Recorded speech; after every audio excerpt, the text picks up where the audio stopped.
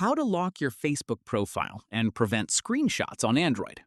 This tutorial shows you how to protect your Facebook profile using the Profile Lock feature. First, open Facebook on your Android device and tap on your profile icon at the top right of the home screen.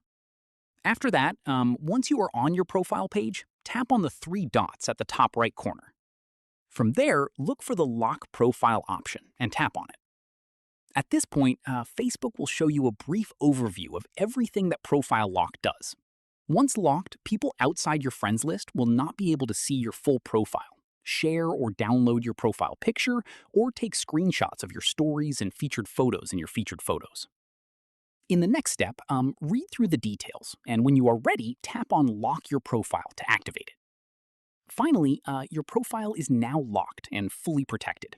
Only your friends will have full access to your profile content from this point on with you. And that's it.